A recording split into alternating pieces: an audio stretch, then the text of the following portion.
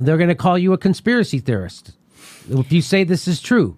Well, the thing is that I dare anybody to call me a conspiracy theorist and come along with proofs and fight, the footage I have. And I can back any single thing that I'm saying because I have real footage, number one. Number two, I arrived in Syria for the first time in February 2016. The government of Syria had control only over 35% of the country. The rest of the country was taken by jihadists or armed groups. And Syrians back then told me, don't worry, we will defeat this terrorism, we'll be okay. And I remember I could not believe the amount of positivism. And they have this saying, we're going to raise like the phoenix. We are going to rebuild this country again because we've done this for 7,000 years. With these stones that they destroy, we're going to rebuild our homes. And at one point, I would always say, like, how can you be so positive? How can you see yourself? I said, because there's no space.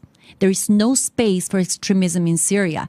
This is one of the reasons why Syria was always hated by some of the neighboring countries, because what people don't know is that Syria is a secular state. Secular state in Syria. And women are protected by constitution.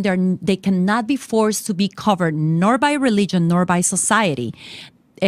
Minorities are protected also much more than any other Syrian. Not only that, but the vice president, and I bet nobody knows this, the vice president of Syria is a woman. The advisor to the president is a woman. The president of the parliament in Syria is a woman. The first judge in all of the Middle East as a woman was Syrian. And 30% of the ministries in Syria are led by women. By law, most of the principals of high school are led also by women. Why? Because Syrians understand that half of the country has to be led by women. That's why you can see me when I'm reporting what I'm saying.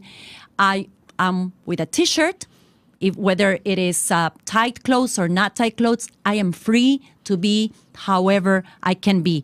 You see the reports of these two famous reporters. I don't want to smear them. I don't want to say anything bad, that they are defending the freedom of these amazing, supposedly Syrians from CNN. She was on the ground, completely covered. Black, you could only see her eyes. The CNN reporter was covered up in Syria, and you're saying you were there and you weren't like that. No. So why was she doing that? Because I was in the area where it was already liberated from the terrorists. Okay. But she was in the area protected by the terrorists, and asking the world for the freedom of these terrorists, which the freedom of these terrorists means the imposition of fundamentalism and the Sharia law, where women won't have the right for education or the right to be covered or uncovered. The most important thing is that people don't know that Assad made up this law in 2006 when he discovered that some girls that were in the borders of the extremist countries were being forced by the parents to stay at home. He made this law that every single Syrian woman shall finish high school by law, otherwise she and the father will go to prison. So this was the best way to protect the women. And this caused a revolution in Saudi Arabia, where women were asking for the same rights. They were asking, why can't we all get an education? Oh no, haram, haram. Haram is like, it's a curse. How can you say that? Because the value of two virtuous women, which means like two virgin women, equal to a normal man. So do we want this for Syrians when already in the Middle East, it is a hard and complicated position for a woman? Where are all the women in the world? Where are all the liberals in the world? Where are all the gay and lesbian around the world standing for the right of Syrians? Syrians also, they won't judge you or take you to prison if you are gay. Of course, because of the society, it's difficult, but the Constitution also protects them. Where are we for not protecting these advancements that this nation has got? I mean, now, are they going to call me an Assadist apologist? No, guess what? I don't care about Assad. I stand by the people. And what the people of Syria right now want, whether we like it or not, it is Assad to stay in power because they would choose him over any other terrorists, because they don't want this fundamentalism and they want to live in a country that coexists together in peace the way they've done for all these years. Who are we to impose the democracy that we think is perfect, that is not even working for us? And who are we to demand a change of regime because it's going to be okay for our personal interest of the Western policy? And finally, we don't have to agree. We don't have to like al-Assad. We need to respect the people of Syria, and we need to let them take the decision they want to take. In the last election, in 2013, which was an open election and overseen by us, Assad won with 78%. That does hurt us, or 82%, I think, sorry.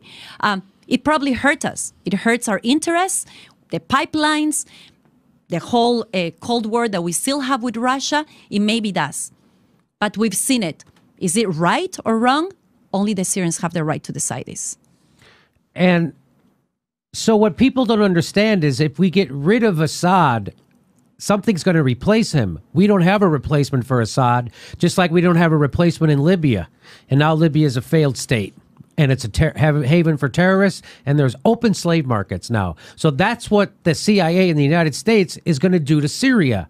And the people of Syria are saying, no, we don't want that. Assad is actually our leader, and we'll decide who our leader is. And the CIA in the United States, Israel, and Saudi Arabia have they have a different idea of who's supposed to run Syria.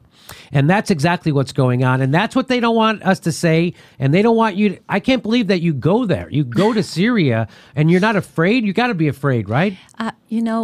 Jimmy, they're amazing.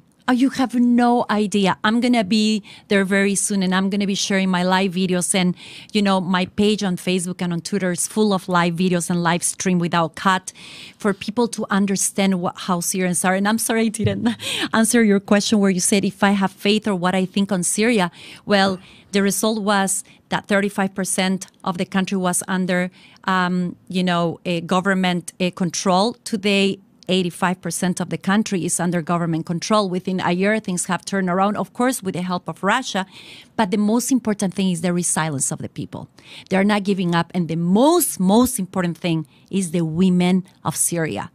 They are the ones that have taught their children, men and women, to stand for the land of Syria, which, by the way, this is another thing that the world doesn't know. They refer to Syria, to their motherland, as a mother.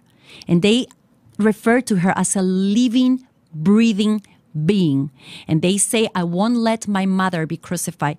And that's the reason why you have such a large amount of girls volunteering to defend that terrorism that later will come after us. Because we can't keep on thinking that we can keep on, sponsoring these terrorists and these wars are going to only stay over there. So I have faith, and I think in very few years, we're going to look back and say, oh my goodness, I can't believe we allowed this to happen. But I think that we can be that generation. We can become that generation that turn things around if we wake up. If we all talk at the same time. When was the moment that we thought that it's just the government, the one that has the power for everything? We, the people, have the power. And this is not a movement of revolution. This is a movement of waking up to our human side, to waking up to what matters, to waking up to this life that we're holding on to, and what world are we going to leave to our children? Because those children that we are killing can be the assassins of our children. Do we want to keep on sending our children from the United States to fight a war that doesn't convene us? So we just create more terrorists is what you're saying. Well, Carla Ortiz, I really appreciate your work. You have more courage than me. I've never been to Syria. I would never even entertain going there. And the fact that you do that blows my mind. And I really appreciate you doing that so we can have firsthand knowledge of what's going on. And so thank you so much for doing that. And I don't know where you get your courage from, but it's amazing. From the Syrians, Jimmy. Mm-hmm. I swear, one thing that I believe is important that you asked me when I arrived here, and I think because the Syria issue is so big, why wouldn't I think that Assad made this chemical attack?